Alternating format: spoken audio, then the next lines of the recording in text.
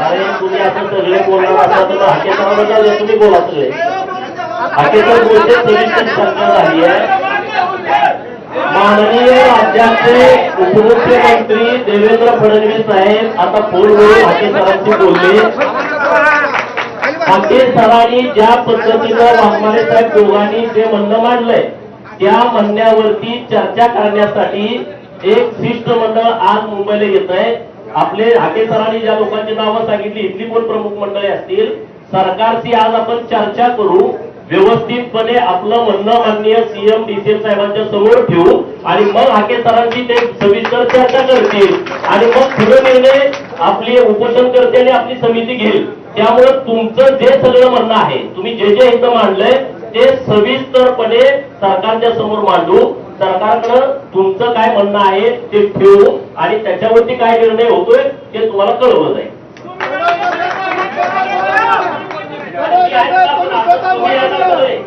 तुम्ही स्वतः बोला. मी स्वतः जातोय त्या बैठकीला. तुम्ही जे म्हणणं मांडलंय ते पण घ्यायला पाहिजे ना. तुम्ही परत म्हणा तुम्हीच बोलताय तिथं, तर तुमचं सगळं म्हणणं आम्ही तिथं व्यवस्थितपणे मांडतो.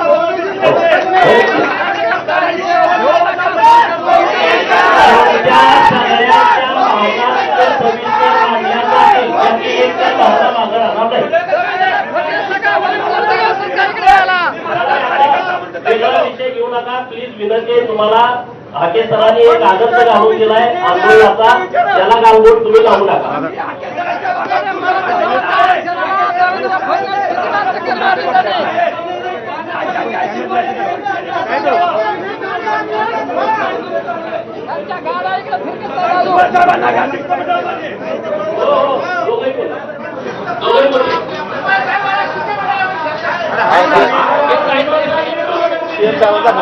सीएमचा फोन आहे साहेबांचा फोन आहे सांगा.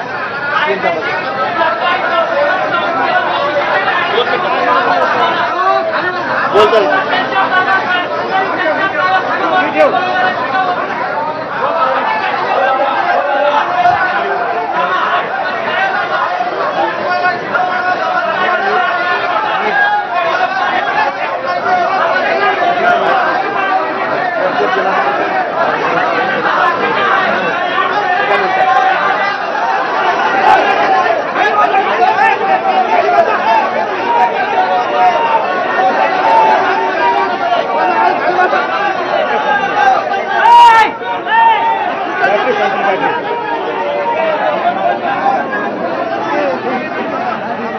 कंप्लीट.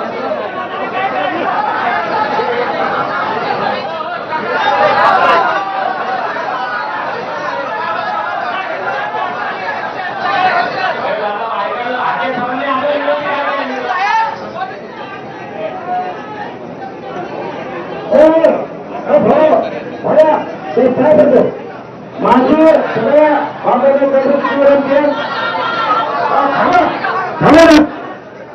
शिष्टमंडळामध्ये या शिष्टमंडळाचं नेतृत्व मान्य भजवायचं संघटनेचाही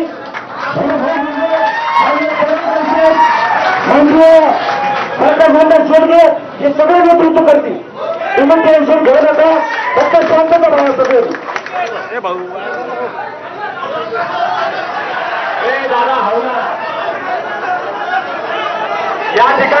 या ठिकाणी मुख्यमंत्री ऐका, या ठिकाणी माननीय मुख्यमंत्री साहेबांचा फोन आहे. लक्ष दाबू द्या, लक्ष दाबू. या ठिकाणी माननीय मुख्यमंत्री साहेबांचा फोनद्वारे ते आपल्यासोबत संवाद साधणार आहे.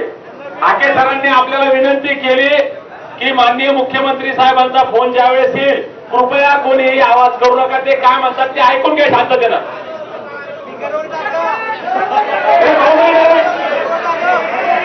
दादा तू लोकांनी बोलत बोलतात.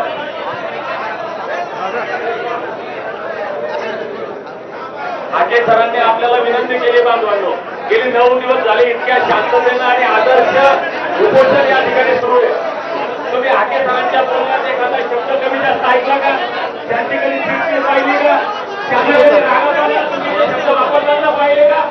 त्या दिवशी रास्ता झाला हाकेसरांनी मला